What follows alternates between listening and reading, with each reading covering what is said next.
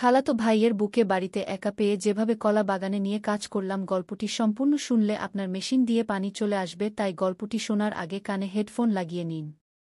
আমি তখন মাত্র ১৯-এর তরুণী। জীবন জুড়ে স্বপ্নের রং মেখে স্বামীর হাত ধরে নতুন জীবনে পা রেখেছি। বিয়ের পর আমাদের সংসার ছিল যেন এক রঙিন স্বপ্নের মতো। প্রতিদিনের ছোট ছোট আনন্দে মেতে উঠতাম আমরা। কিন্তু সবকিছু বদলে গেল সেদিন যখন রাসেল আমাদের বাড়িতে এলো। রাসেল আমার স্বামীর খালাতো ভাই। দরিদ্র পরিবারের সন্তান, অথচ মেধাবী ছেলেটা। আমার শ্বশুর শাশুড়ি চাইতেন সে আমাদের বাড়িতে এসে পড়াশোনা করুক আর সংসারের কাজে সাহায্য করুক। আমার স্বামীও রাজি হয়েছিল, কারণ সে শিগগিরই বিদেশ যাবে। বিদেশে গেলে তো আর আমি একা থাকব। বাজার স্থায়ী, জমির কাজ আর শ্বশুরের দেখাশোনা সবকিছু একা সামলানো আমার পক্ষে কঠিন। তাই রাসেলকে নিয়েই এল আমাদের বাড়িতে। শুরুর দিকে সবকিছুই ঠিকঠাক ছিল। রাসেল নিজের কাজে ব্যস্ত থাকত আর আমি নিজের ঘরের কাজে। কিন্তু সময়ের সাথে কিছু একটা পরিবর্তন হচ্ছিল। রাসেল কিছুটা অদ্ভুত আচরণ করতে শুরু করল, তার দৃষ্টিতে যেন এক অন্যরকম ইঙ্গিত ছিল। আমি প্রথমে ভাবলাম হয়তো এটা আমার ভুল ধারণা। এমন কিছু একটা ভেবে নিজেকে শান্ত রাখলাম। কিন্তু দিন দিন সেই অনুভূতি বাড়তে লাগল। একদিন যখন বাড়িতে কেউ ছিল না, রাসেল আমার দিকে অদ্ভুতভাবে তাকিয়ে এগিয়ে এল। তার চোখে এক অসম্ভব আগ্রহের ছায়া ফুটে উঠছিল, যা আমাকে ভীত করল। সেদিন সে হঠাৎ করেই আমার কাছে কুপ্রস্তাব দিল। প্রথমে বুঝে উঠতে পারিনি কি করব। গলা শুকিয়ে এল, মনে হচ্ছিল পা যেন জমে গেছে। কিছু বলার শক্তি পাচ্ছিলাম না। এই অপ্রত্যাশিত ঘটনার ধাক্কায় নিজের মধ্যে লুকিয়ে থাকা আতঙ্কটা যেন কয়েক গুণ বেড়ে গেল। এই ঘটনা আমি আমার স্বামীকে জানাতে পারিনি, ভয়ে, অজানা এক ভয়। হয়তো সে আমাকে ভুল বুঝবে, হয়তো আমাদের সংসারে অশান্তি নেমে আসবে। কিন্তু রাসেলের দৃষ্টিভঙ্গি দিন দিন আরও খারাপের দিকে যাচ্ছিল, তার প্রতিটি কথায় এক ধরনের ধৃষ্টতা ফুটে উঠতে লাগল। আমি নিজেকে কোথাও আর নিরাপদ মনে করছিলাম না। অবশেষে এক রাতে আমি সিদ্ধান্ত নিলাম। সেদিন আর চুপ থাকা সম্ভব হল না। সব ভয় দূরে সরিয়ে আমি আমার স্বামীকে জানিয়ে দিলাম। তারও প্রায় ১ মাস পর আমার স্বামী বিদেশ থেকে ফিরে এলেন, এক অদ্ভুত নীরবতা নিয়ে। বাড়িতে এসেই একেবারে নীরবে সবকিছু পর্যবেক্ষণ করলেন। কিছুই বললেন না, শুধু রাসেলের সঙ্গে চোখাচোখি হলেই এক অন্যরকম ক্রোধ তার চোখে দেখা যাচ্ছিল। অবশেষে এক রাতে বাড়ির সবাই যখন ঘুমিয়ে আছে, তখন পুলিশ এসে রাসেলকে ধরে নিয়ে গেল। আমার স্বামী কোনো কথা বলেনি, শুধু আমি তার চোখে দেখেছিলাম সেই শীতল রাগের আভাস। কিন্তু কি হতে যাচ্ছে আমাদের সংসারে, সে প্রশ্ন আমার মনের গভীরে এক দুশ্চিন্তা হিসেবে গেঁথে রইল। রাসেলকে পুলিশ নিয়ে যাওয়ার পর থেকেই আমাদের বাড়িতে যেন এক ভয়াবহ নীরবতা নেমে এল। এই ঘটনার পর আমার শ্বশুর ভীষণ অসুস্থ হয়ে পড়লেন। তার শরীরের থেকে যেন সব শক্তি সরে গেছে। বয়সের ভারে ক্লান্ত সেই মানুষটি কেবল রাসেলের কথা ভাবতে থাকলেন। আমিও ভাবছি, যা কিছু ঘটেছে তা হয়তো এই বাড়ির জন্যই বিপদের কারণ হয়ে দাঁড়িয়েছে। আমার স্বামী, যাকে আমি একসময় প্রাণভরে ভালোবেসেছি, এখন যেন এক ভিন্ন মানুষ। বিদেশ থেকে ফিরে আসার পর থেকেই তার ব্যবহার খুব কঠিন হয়ে গেছে। তার চোখে আমার প্রতি বিশ্বাস ছিল, তবে কোথায় যেন একটা চাপা রাগ অনুভব করতে পারছিলাম। এক অদ্ভুত নীরবতা দিয়ে সে সবকিছু পর্যবেক্ষণ করছিল, আর আমাকে সেই নীরবতা যেন গিলে খাচ্ছিল। একদিন রাতে যখন সবাই ঘুমিয়ে আছে, তখন হঠাৎ ঘরের জানালার কাছে কিছু একটা আওয়াজ শুনতে পেলাম। আমার মনে হলো কেউ যেন বাইরে থেকে আমাকে দেখছে। প্রথমে ভয় পেলেও সাহস করে উঠে জানালা দিয়ে বাইরে তাকালাম। কিন্তু সেখানে কাউকে দেখতে পেলাম না। তবে মনে হলো কেউ যেন লুকিয়ে আমাকে নজর রাখছে। বাইরে সেদিন খুব অন্ধকার ছিল। হঠাৎ বাতাসে কিসের যেন এক অদ্ভুত গন্ধ এল। অদ্ভুত এই পরিবেশে মনটা কেমন যেন অস্থির হয়ে উঠল।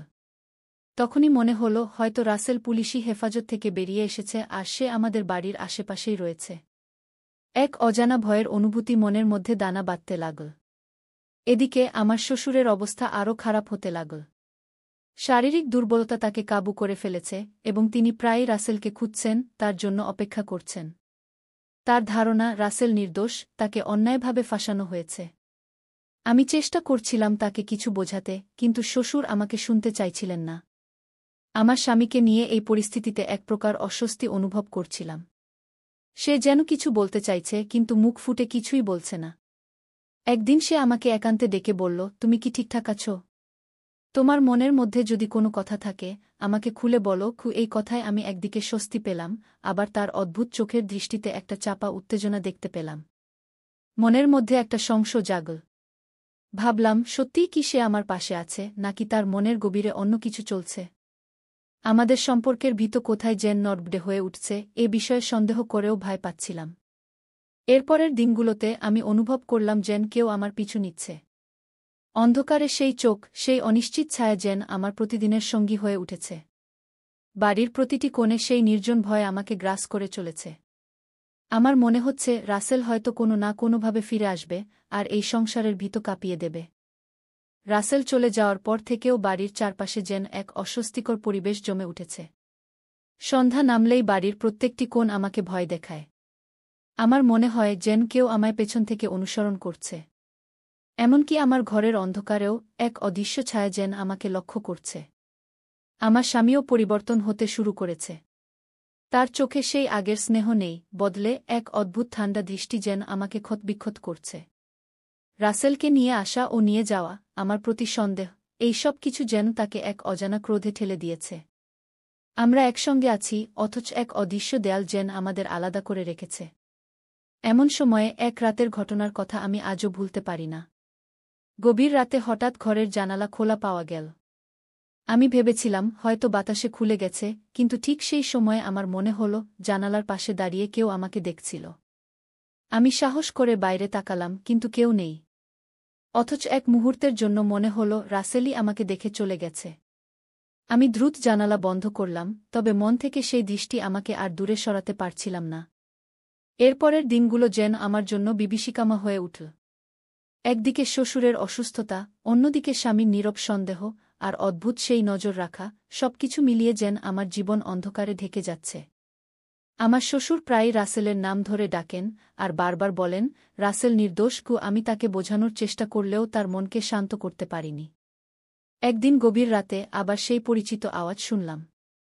এবার আর ভয়কে পাত্তা না দিয়ে সাহস করে দরজা খুলে বাইরে বেরিয়ে এলাম।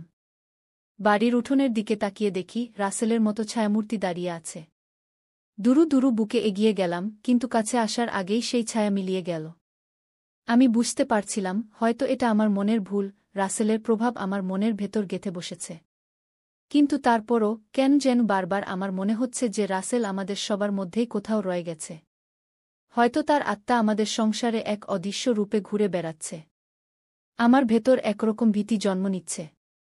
আমার স্বামীও যেন এই বিষয়টি বুঝতে পারছে, তবে সে মুখ ফুটে কিছু বলছে না। এক অজানা অপরাধবোধ হয়তো আমাদের দুজনকেই গ্রাস করছে। এরপরের দিনগুলোতে আমি বেশ কিছু অদ্ভুত ঘটনা লক্ষ্য করতে লাগলাম। বাড়ির বিভিন্ন জিনিসপত্র নিজের অবস্থান থেকে সরে যাচ্ছে, রাতে বারবার দরজা জানালার খোলা পাওয়া যাচ্ছে। প্রথমে আমি এটিকে সাধারণ ভুল ভেবে গুরুত্ব দিইনি, কিন্তু ধীরে ধীরে বুঝতে পারলাম এ ব্যাপারগুলো ততটা সাধারণ নয়। একদিন রাতে যখন সবাই ঘুমিয়েছিল, আমি হঠাৎ একটা শব্দে ঘুম ভেঙে গেল। মনে হলো বাড়ির একেবারে ভেতরে কেউ ঢুকেছে। আমি স্বামীর পাশে থেকে উঠে সেই শব্দ অনুসরণ করতে শুরু করলাম। আমাদের বাড়ির পুরনো উঠোনে গিয়ে দেখি কেউ একজন দাঁড়িয়ে আছে। কাছে যেতেই দেখলাম সেটা রাসেল। তার মুখে এক অদ্ভুত হাসি ফুটে উঠেছে। সে যেন আমার দিকে তাকিয়ে বলছে, আমাকে কেন পুলিশে দিলি? আমি তো শুধু তোকে ভালোবাসতে চেয়েছিলাম। ভয়ে আমার শরীর কাঁপতে লাগল।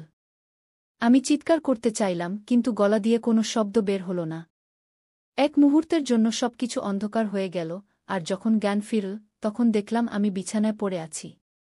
স্বামী আমার পাশে বসে আমার মাথায় জল দিচ্ছে। কিন্তু তার মুখে চিন্তার ছাপ স্পষ্ট ছিল, যেন সে কিছুই বুঝে উঠতে পারছে না।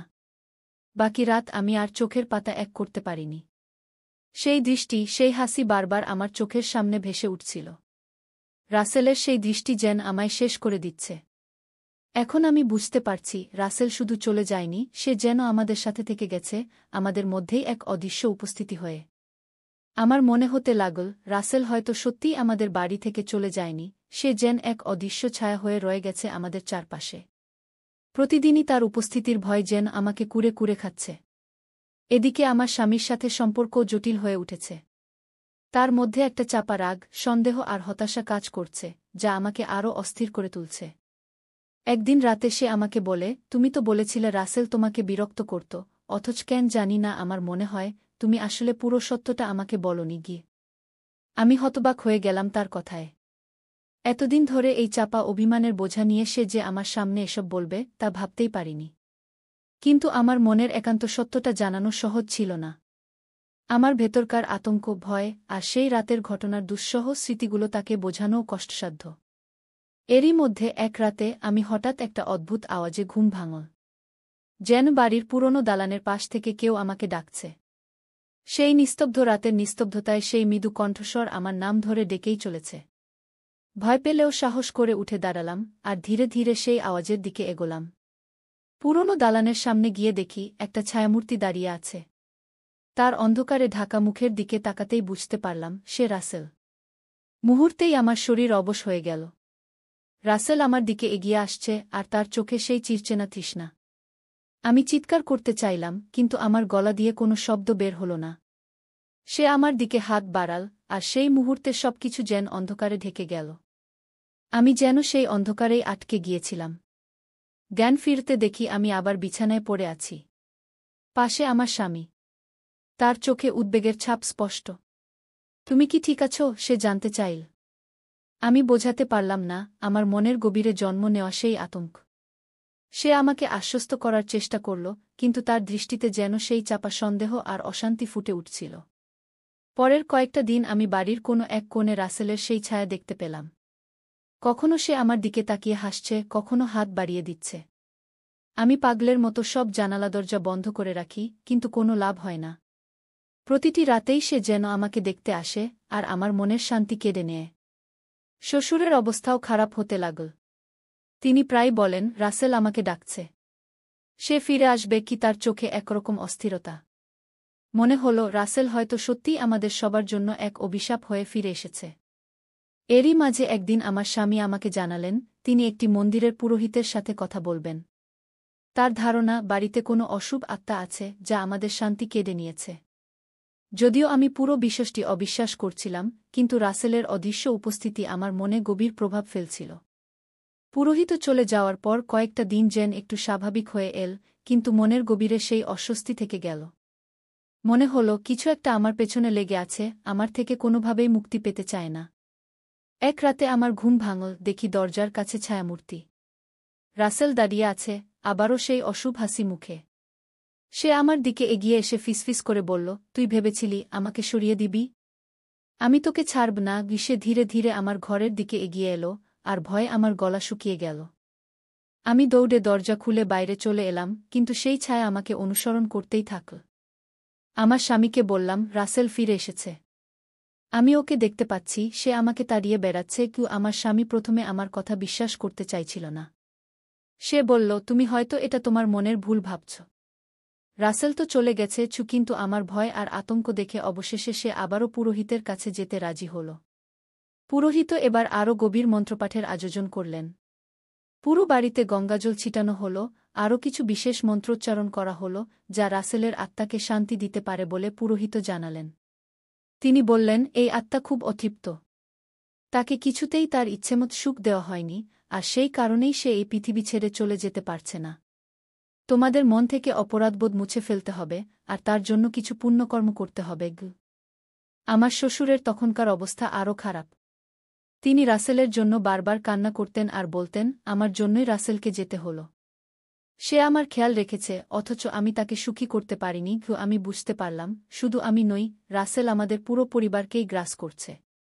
পুরোহিত বললেন, তোমাদের সকলে মিলে রাসেলের জন্য কিছু দান করা উচিত, আর মন্দিরে তার আত্মার শান্তি কামনা করা উচিত। পুরোহিতের কথামতো আমরা রাসেলের আত্মার শান্তির জন্য মন্দিরে পুজোর আয়োজন করলাম, তার নামে দান করলাম। প্রথমে মনে হচ্ছিল হয়তো এতেই রাসেল আমাদের ক্ষমা করে দেবে আর আমরা মুক্তি পাব। কিন্তু না, পুজোর পরের রাতেই ভয়াবহ কিছু ঘটল। গভীর রাতে আমি হঠাৎ ঘরের ভেতর আগুনের গন্ধ পেলাম। দরজা খুলে দেখি শ্বশুরের ঘর থেকে ধোঁয়া বের হচ্ছে। চিৎকার করে সবাইকে ডেকে তুললাম। শ্বশুরের ঘরে গিয়ে দেখি বিছানায় শুয়ে তিনি অজ্ঞান হয়ে পড়ে আছেন আর মুখে রাসেলের নাম নিয়ে ফিসফিস করছেন। তার মুখের এক কোণে যেন একরকম শান্তি খুঁজে পেলাম, কিন্তু তার সাথে এক ধরনের ভয়ও দেখলাম। শ্বশুরের ঘরে সেই রাতে আরও কিছু অদ্ভুত ঘটনা ঘটে। তার ঘরের মাটিতে আগুনের দাগ পাওয়া গেল, যেন কেউ সেই ঘরে আগুন জ্বালাতে চেয়েছিল। স্বামী এবং আমি অবাক হয়ে গেলাম, এই অদ্ভুত ঘটনাগুলোর কোনো ব্যাখ্যা খুঁজে পেলাম না। এরপর থেকে আমাদের পুরো পরিবারেই একরকম আতঙ্ক বিরাজ করতে থাকল। স্বামীও এখন বুঝতে পারছিল রাসেল আমাদের সবাইকে তাড়া করছে। একদিন রাতের বেলা আমরা দুজনেই একই স্বপ্ন দেখলাম, রাসেল আমাদের দিকে তাকিয়ে আছে, তার চোখে অশ্রু আর ক্রোধের মিশ্রণ। এবার আমার স্বামীও বলল, আমার মনে হচ্ছে আমরা কোনো বড় ভুল করেছি। রাসেল হয়তো আমাদের অন্য কিছু বলতে চাইছে, কিন্তু আমরা সেটা বুঝতে পারছি না। স্বামীর এই কথায় আমারও মনোবল কিছুটা বাড়ল। আমরা সিদ্ধান্ত নিলাম, রাসেলের পুরনো স্মৃতিচারণ করে তার জন্য কিছু করার চেষ্টা করব। রাসেলের প্রিয় কিছু জিনিস নিয়ে আমরা বাড়ির উঠোনে গিয়ে মোমবাতি জ্বালালাম আর তার আত্মার শান্তি কামনা করে প্রার্থনা করলাম। সে রাতেও কিছু অদ্ভুত ঘটনার মুখোমুখি হলাম। মোমবাতির আলো মনে হল যেন একটা ছায়ামূর্তি আমাদের পাশে দাঁড়িয়ে আছে এবং সে ধীরে ধীরে মিলিয়ে যাচ্ছে। এই ঘটনা আমাকে কিছুটা স্বস্তি দিল, যেন আমি রাসেলের আত্মাকে মুক্তি দিতে পেরেছি। তারপরের দিনগুলোতে সেই ছায়া আর ফিরে আসেনি, কিন্তু আমাদের মনে তার স্মৃতি আর ভয় থেকে গেল। মনে হল সে আমাদের ক্ষমা করেছে, কিন্তু তার অতৃপ্ত আত্মার স্মৃতি আমাদের জীবনে একটা দাগ রেখে গেছে। গল্পটি ভালো লাগলে ভিডিওতে একটি লাইক ও কমেন্ট করুন এবং চ্যানেলটি সাবস্ক্রাইব করে সাথেই থাকুন।